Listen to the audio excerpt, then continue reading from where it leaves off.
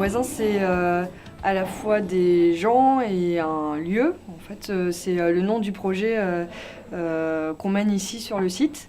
On est sur l'hôpital Saint-Vincent-de-Paul, donc qui est un hôpital dans le 14e arrondissement, dans Paris. Et cet hôpital a fermé il y a quelques années. C'était une maternité, pédiatrie. Il y a beaucoup de Parisiens qui sont nés ici sur ces lieux.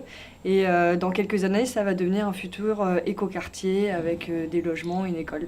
Donc l'idée des grands voisins, c'est de pouvoir utiliser les locaux sur cette période temporaire et de pouvoir en faire un usage qui serve au plus grand nombre.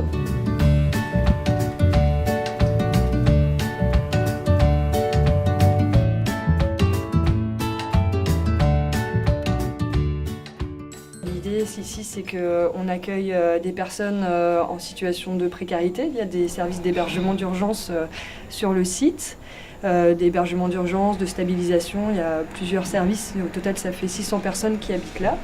On a aussi des structures qui ont des locaux pour travailler. Il y a des associations, des entreprises.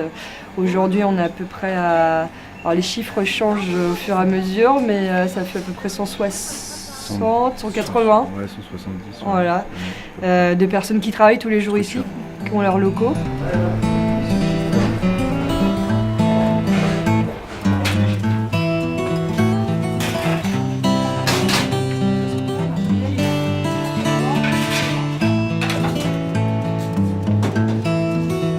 Est-ce que tu crains le froid, Nermi? Le chaud, pardon. Il craint pas le chaud, on va découper. Alors, Foot de rue est une association porteuse d'un projet économique à vocation sociale. Son objectif est de promouvoir le droit à l'initiative économique et à l'entrepreneuriat pour des publics qui ont été fragilisés et de développer des modèles d'alimentation qui soient accessibles financièrement et durables. Donc ici, sur le site des Grands Voisins, Foot de rue prend la forme d'un chantier d'insertion qui accueille 12 femmes salariées. Donc on a cette spécificité, à savoir que les pouvoirs publics nous ont laissé expérimenter un dispositif 100% féminin. Donc ici, nous avons effectivement mis en place un chantier qui propose une activité de restauration solidaire. Là, tu prends comme ça, tu fais un angle de 20 degrés, tu donnes un coup dedans, ça vient tout seul. Ok? Vas-y. Comme ça, non. Tu prends ton couteau dans cet axe-là, tu donnes un petit angle, voilà, vas-y. Et là, normalement, tu dois tomber sur la jonction. Voilà, bien, bravo. Alors, je suis arrivé ici au Grand Voisin par le truchement de l'association Aurore, qui m'a en fait accompagné dans l'incubation de mon projet. J'ai commencé dans un tiers-lieu qui s'appelait l'Archipel, du côté de la place de Clichy. Et j'ai développé pendant une année le projet et je l'ai structuré. Et puis, quand est venu le temps de l'implantation, du passage à l'acte, il me fallait trouver effectivement des locaux adaptés à l'implantation d'une cuisine. Et il s'avérait qu'ici, effectivement, nous avions une ancienne laverie à biberon qui était là, qui était disponible et que j'ai pu transformer en cuisine. Et comme la commande qui m'avait été fixée par Aurore était également d'amener une offre complémentaire en matière de restauration qui soit accessible au plus grand nombre, eh bien, nous avons décidé de créer ce comptoir de restauration pour mettre en place le support technique, le plateau technique, comme on dit dans notre jargon, du chantier d'insertion. Allez, il faut qu'on envoie au chaud dans 15 minutes.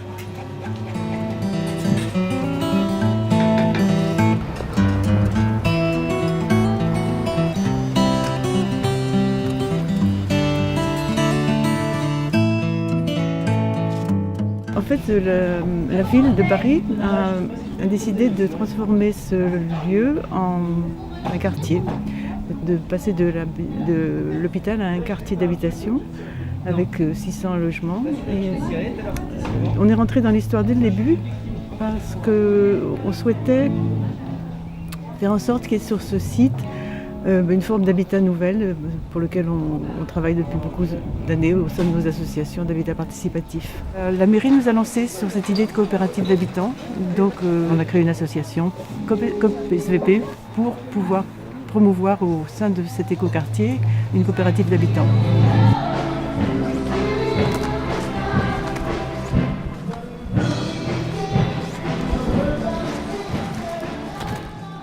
Le principe de la coopérative, c'est qu'un groupe d'habitants rassemble ses moyens financiers pour pouvoir emprunter dans une banque de quoi monter l'opération immobilière. Chaque coopérateur est propriétaire de parts sociales à la hauteur de ce qu'il investit dans la coopérative. Tout au long de sa présence dans la coopérative, il va payer quelque chose qu'on appelle une redevance à la coopérative qui sert à rembourser l'emprunt auprès des banques. Et quand il s'en va, il récupère il va pouvoir récupérer toutes ses parts sociales. C'est en fait une manière d'habiter tout en capitalisant finalement l'espèce de loyer que représente cette redevance qu'on verse à la coopérative.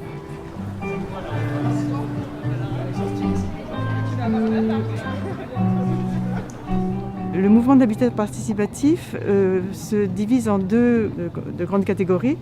Il y a l'autopromotion, où les gens, comme pour la coopérative, se rassemblent et montent une opération immobilière.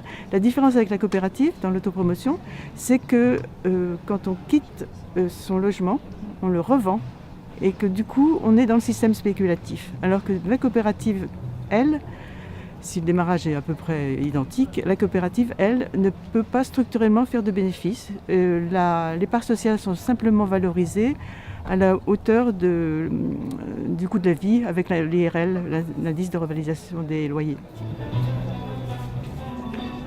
On se disait que la bonne solution, ce serait ce bâtiment qui est là derrière nous.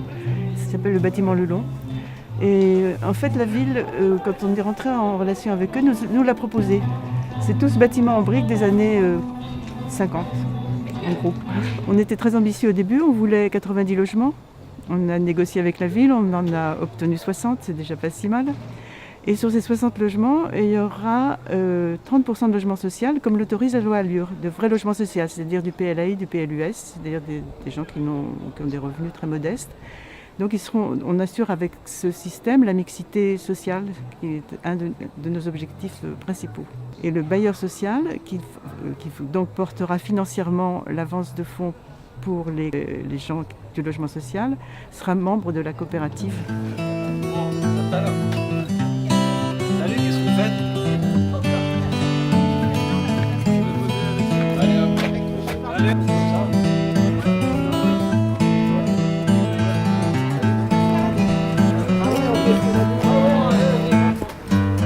vous êtes sur la route.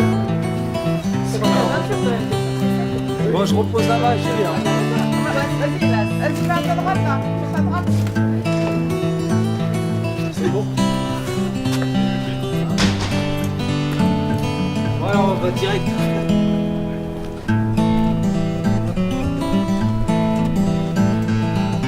Wow.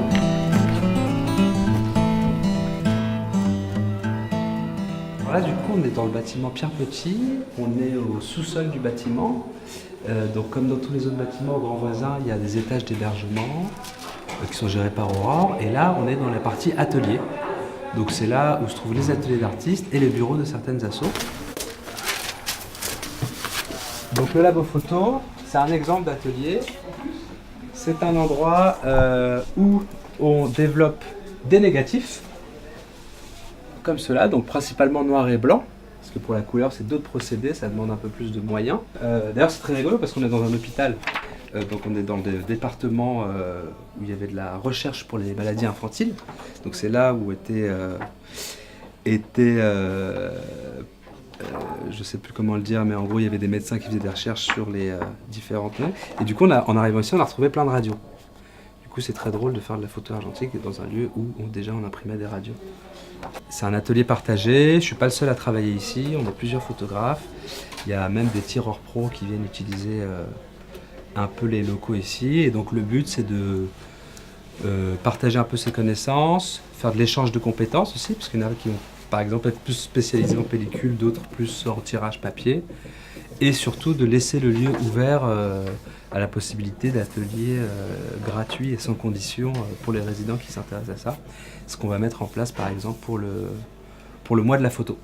On va permettre à des résidents de faire des stages d'initiation où ils vont pouvoir prendre leurs photos, ensuite on va développer avec eux la pellicule, on va apprendre à choisir une image, on va apprendre à regarder une image Et du coup, c'est une activité qui est assez intéressante parce que ça demande pas mal de concentration et surtout, ça oblige à prendre de la photo un peu différemment qu'avec un appareil numérique.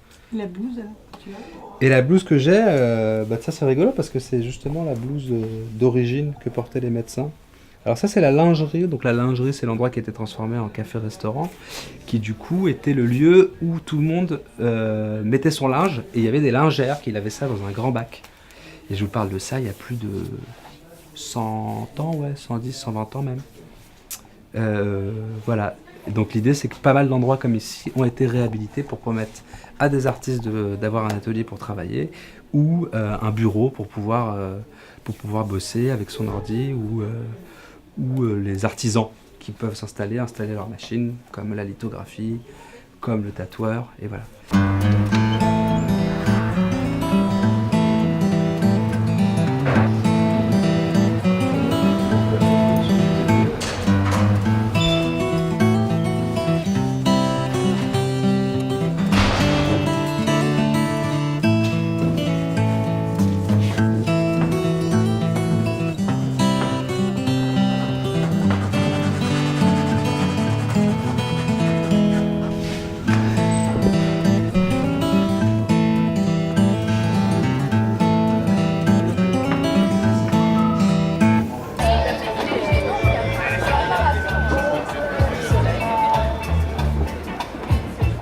Et puis on a tout le public, les habitants du quartier, des personnes qui viennent en visite pour découvrir les lieux. Et donc les grands voisins, c'est le mélange de toutes ces personnes-là sur le lieu sur lequel on est aujourd'hui.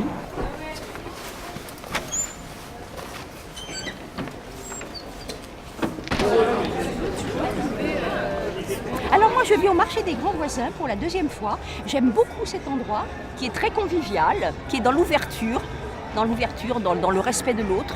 J'aime beaucoup, voilà.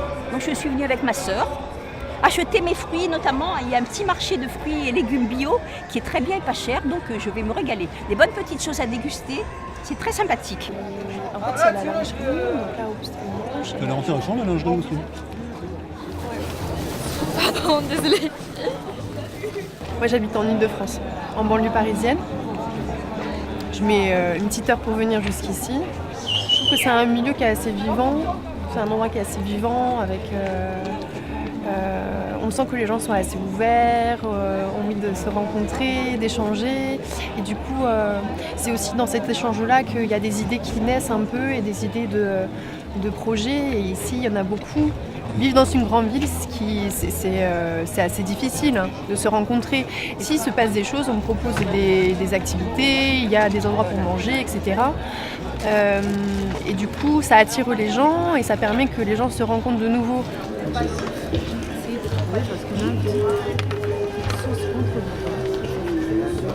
C'était une idée vague à la base, tout s'est fait au fur et à mesure.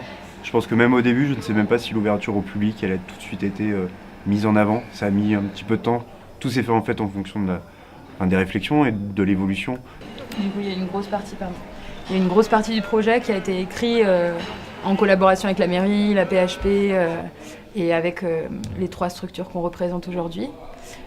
Mais après, il y a tout un tas de détails et de micro-projets qui se sont installés pendant cette ouverture et avec l'installation des 180 structures qui a été progressive, qui sont apparues au fur et à mesure en fonction des besoins, des demandes, du contexte et puis des envies de projet de chacun. Donc c'est un mélange entre quelque chose qui a été dessiné et écrit un peu avant et quelque chose qui était suffisamment ouvert pour que d'autres puissent s'y impliquer de plein de manières différentes. Il y en a qui sortent, non? Pas encore.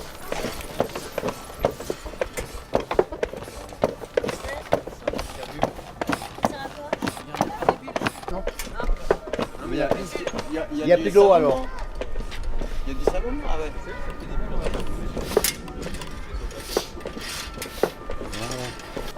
Ah ouais, il y en a. Bah oui, ça se voit. Ça bouge pas. Bah oui. Ça bouge pas, il n'y a plus d'eau. Non, mais la cuve, elle est... Il n'y a plus d'eau, il n'y a plus d'eau. Ça monte. Là, maintenant, ça fait 5 ans que je suis là. Alors je fais ça pour moi. 5 ans. Vous habitez ici depuis 5 ans? Depuis 5 ans, oui. Voilà. Et vous fabriquez ça? Je fabrique ça. Il y a un autre aussi là, ça c'est pour, comment on l'appelle, Alzheimer, bon, pas bon. Là, il lui manque un bras. Avant j'avais mis, oh je l'avais mis là-bas. Je l'avais mis là, mais c'est moi qui l'ai mis là. Voilà. Et donc celui-là, vous l'avez fabriqué vous aussi? Ça c'est moi qui l'a peint, mais au bout de 3 ans, hein, 4 ans même. Celui-là et celui-là, voilà. Ça j'avais mis un machin, mais le jour même, tout est parti. Au final, donc, il y a nos 3 associations qui sont pilotes et qui gérons le projet, donc Yes We Camp, Aurore, Plateau Urbain. Et aussi, c'est un projet qui est très participatif avec toutes les personnes qui y travaillent ou qui habitent ici sur le site. Donc l'idée, c'est par exemple pour les associations, les entreprises qui ont des locaux ici, le fait qu'elles viennent ici, c'était aussi avec des critères de participation au projet. Donc chaque structure est incitée à participer à la vie collective du lieu.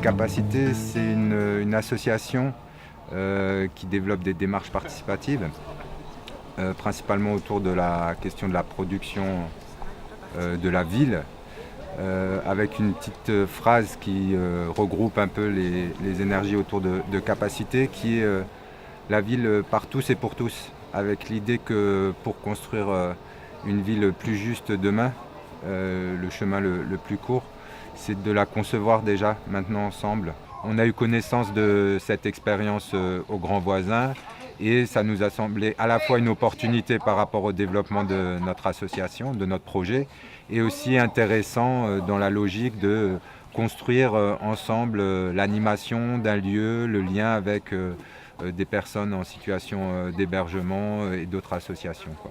Et du coup, nous, on a un peu dit assez rapidement, ce qui nous semblait intéressant, c'est de aussi penser le projet des Grands Voisins avec les résidents. Mais 17h, peut-être je vais aller regarder au foyer. Et tu viens avec nous, non? Non, au foyer, là. Tu rentres au foyer. Le Grand Voisin? Non, le Grand Voisin, ils n'ont pas mis. Si. Ah ouais? Ils ont mis ça? Je vais aller regarder. Quand c'est pas vrai. On habite dans le site ici. Et voilà, on a fait avec les Grands Voisins. Ça te protège? Des projets, ceux-là, tu vois.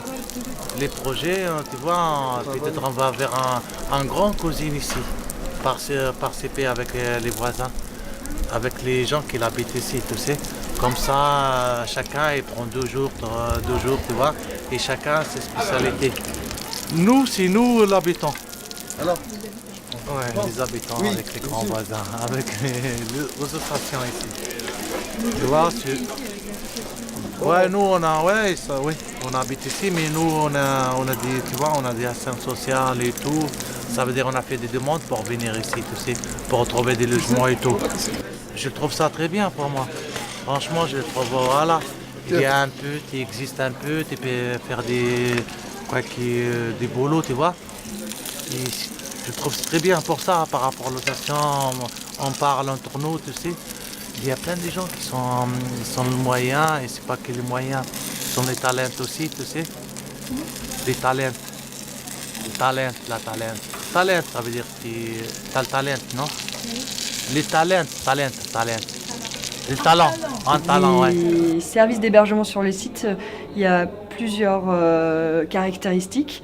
Il y a un service d'hébergement par exemple pour jeunes qui s'appelle Albert Ier. Donc c'est des jeunes dans une démarche d'insertion jusqu'à 30 ans.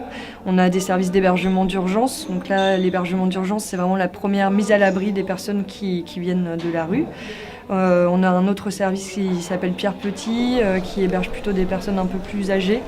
Et il y a le service d'hébergement Cœur de Femmes. Donc là, c'est un service qui s'adresse plutôt à des femmes qui sont très proches de l'autonomie. La plupart sont en situation de travailler. Et là, sur le site, il y a à peu près 30 personnes qui sont hébergées. Et elles sont dans des colocations.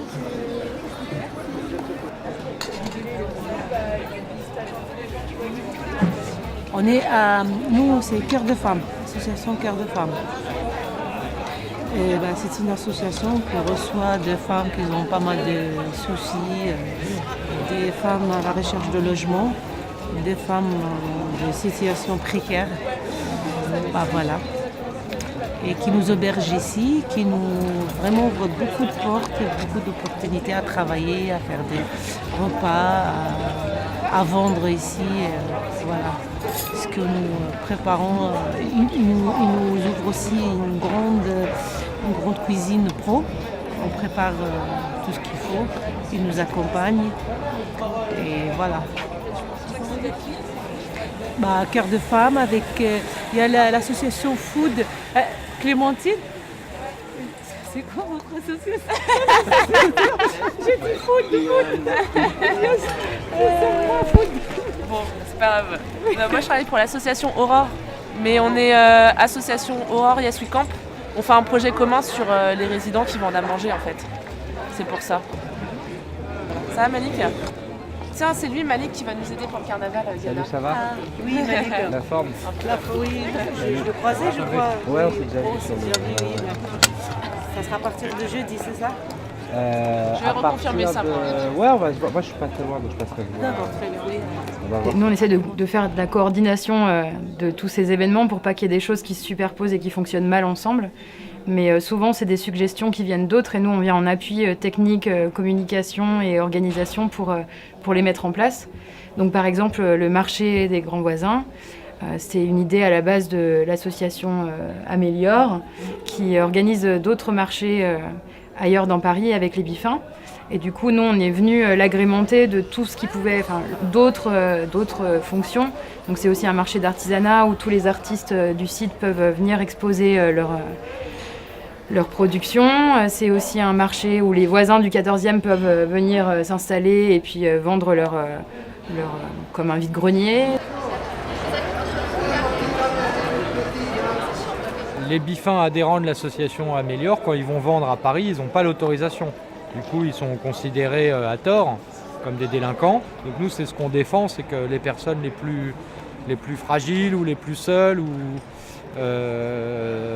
soient des protagonistes de la ville et plutôt que d'être considérés comme des pauvres, des exclus, des étrangers, ou c'est comme ça, soient considérés comme des acteurs de la ville. En l'occurrence, là, des vendeurs, des marchands, quoi, de récup.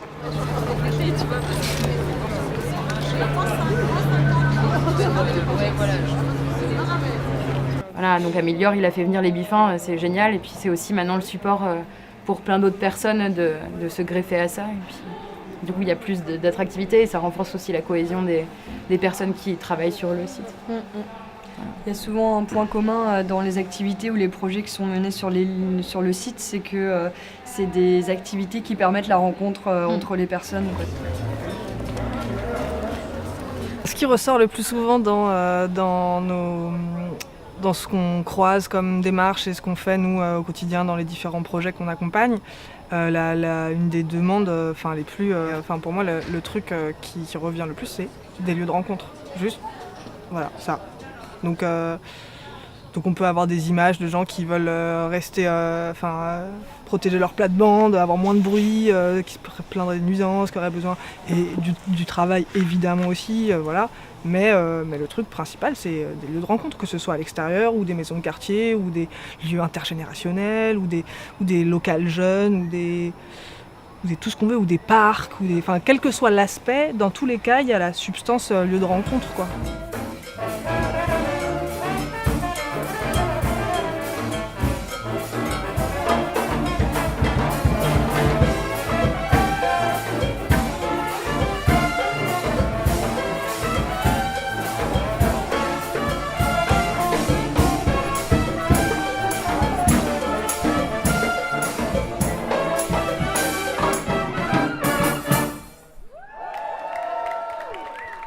Ici, ce qui semblerait le projet d'écoquartier que moi j'ai vu, c'est, je crois qu'il y a certains bâtiments qui sont conservés parce qu'ils ont une valeur patrimoniale. Il y a 600 logements qui sont construits. Il y a une envie de vraiment faire du logement social et très social, une vraie mixité pour le coup dans les intentions urbaines.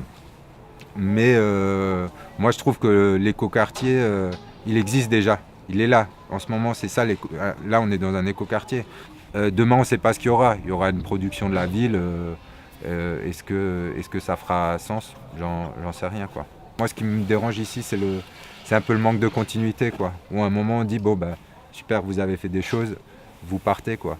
C'est un peu... les précaires peuvent créer de la valeur, parce qu'il y a de la valeur ici qui est créée de façon incroyable, quoi. Enfin, quand je dis les précaires, donc il y a des gens qui sont en situation d'hébergement, qui est une situation quand même précaire par rapport au logement. C'est pas leur logement, c'est leur domicile légal. C'est un point, c'est tout. C'est eux qui ont rendu possible cet espace. Enfin, je veux dire, c'est super, hein, tous les autres acteurs, mais si les résidents n'étaient pas installés ici, il n'y aurait pas de grands voisins, en gros. Parce que Aurore n'aurait pas pris le site, et après Aurore a monté le projet, mais eux, ils sont un peu à l'origine, finalement. Enfin, c'est mon point de vue. Et après, il y a un certain nombre d'assos qui sont venus, et d'assos, d'artistes, etc. Et les assos qui sont venus, pour la plupart, enfin les gens qui sont venus, ils sont venus un peu comme nous. C'est parce qu'ils ne trouvaient pas de locaux abordables dans Paris pour développer leur projet. Et du coup, c'est eux aussi qui ont fait que maintenant, je ne sais pas, le soir, enfin, dans les guides de Paris, Hype, même Anne Hidalgo, elle dit le nouveau coin Hype de Paris, les grands voisins, venez prendre un verre. Il y a des sociologues, des philosophes qui viennent manger ici le midi, qui disent « Ah, mais c'est super, je suis tous les jours au grand voisin, etc. » Donc, mine de rien, et avec tout le travail de Yes We Camp sur la programmation, sur les lieux, l'animation, mais il y a une valeur incroyable qui a été créée ici. Peut-être pas financière, mais d'usage, d'envie. Pour moi, c'est un espace de liberté dans Paris et de créativité. Ok, et ben, tout ça, c'est parti de personnes qui sont dans des situations compliquées et qu'on va remettre dans des situations compliquées. Il faut faire attention, je pense, à ne pas produire une ville où voilà, des gens fragiles vont créer de la valeur mais ne vont pas en bénéficier. Il y a une valeur économique, clairement. Mais moi, ici, ce que je trouve, c'est une valeur plutôt vue un peu par Patrick Vivray, Réinventons les richesses. C'est que peut-être que la valeur ici, il faut moins la mesurer en termes économiques, qu'en termes de relations, qu'en termes de bien-être, qu'en termes de créativité.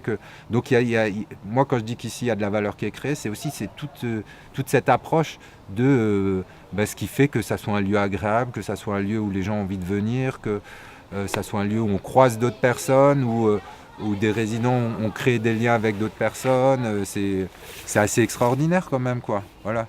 Mais après, ça donne du sens aussi, au-delà de ça, je ne sais pas si ça rentre dans la même catégorie de valeur, mais ça donne du sens à ce que peut être l'espace public aussi. C'est-à-dire, là, on ne sait pas trop si on est dans la rue ou pas, mais dans tous les cas, ça veut dire qu'on s'autorise déjà plus de choses, c'est-à-dire qu'on peut se poser avec des gens pour discuter et manger des trucs qu'on aurait ramenés, on peut faire du bruit, bon, mesurément, mais on peut en fait avoir un autre rapport à l'espace qui est le nôtre. Et du coup, rien que ça, c'est aussi un support à se dire « Ah mais en fait, on pourrait faire ça partout ». Et du coup, ça a une vraie valeur aussi.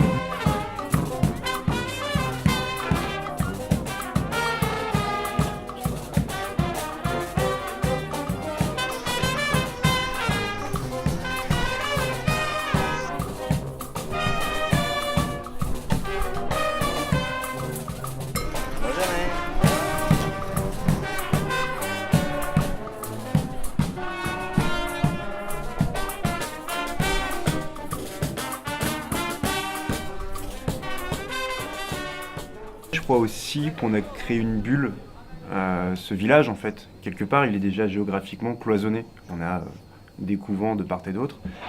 Et du coup, on a beaucoup de gens du coup, qui, quelque part, même s'il y a une grande variété, une grande mixité, mais c'est toujours un peu des gens qui sont bienveillants.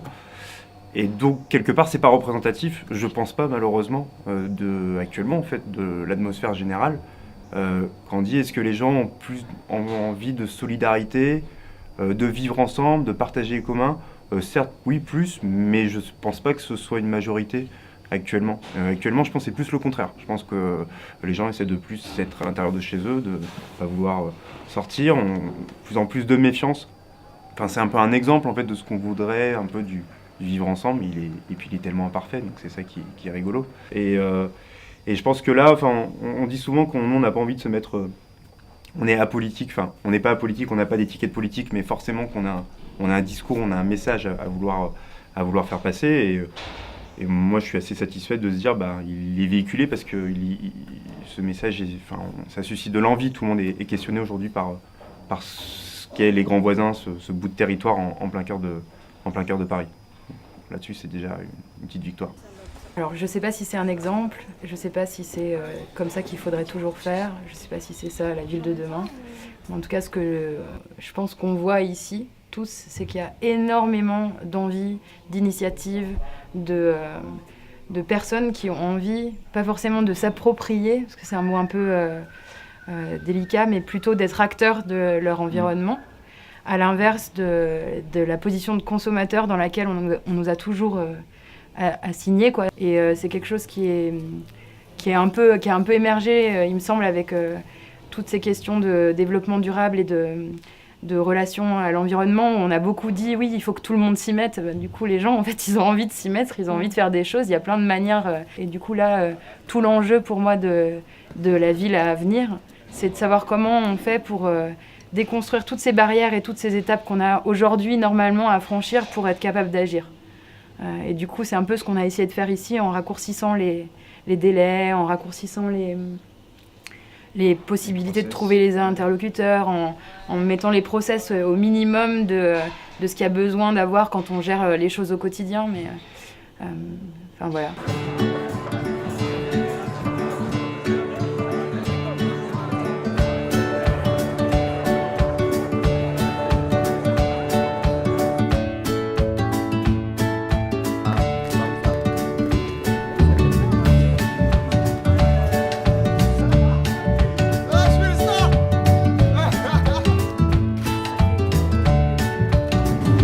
Qui est-ce qui a fait le couscous la dernière fois? C'est pareil Franchement, on a fait les deux.